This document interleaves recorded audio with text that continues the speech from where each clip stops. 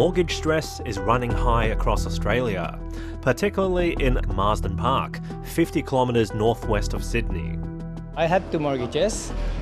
Can you imagine the pain? So we're looking forward if the government or the RBA making the interest lower, that would be a big help to everyone. In newly built suburbs like this, more than 6 out of 10 borrowers are still paying off their home loans while struggling with the everyday cost of living. It's just going higher and higher, and for families and especially with young children, it's a very difficult time. And there's no rate relief from the Reserve Bank, which has kept the cash rate on hold at 4.35%. But the message has softened. We did not explicitly consider an interest rate cut, or the reverse, I should add. You just can't plonk a whole lot of... The RBA governor says the battle against inflation isn't over yet, but the board is confident it's making progress. So what about an early rate cut in 2025? I honestly don't know if we're going to be cutting in February. We're going to be looking at the data and be data-driven. If we start to see the unemployment rate creeping higher in the next monthly set of employment figures, then I think it may cement that February rate cut.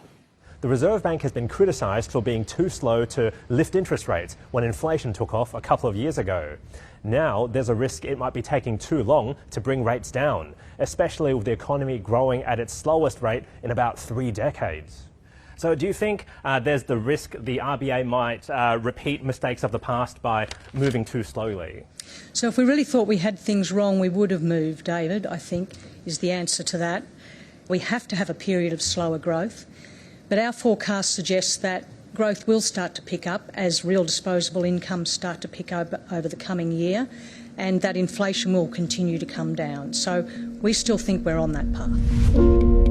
A narrow path propped up at the moment by migration and government spending. We understand that people are under substantial pressure and interest rates are part of the story. It is clear that this economy is sick and a doctor's spin is not going to fix it. Once the Reserve Bank gets underway, we'll likely see multiple rate reductions. I think we could probably see between 3 to 4 cuts in 2025. Even though there's talk of rate cuts in a few months, that's not soon enough for many borrowers. If it's only talks, then it's getting nowhere. We need to see something, action.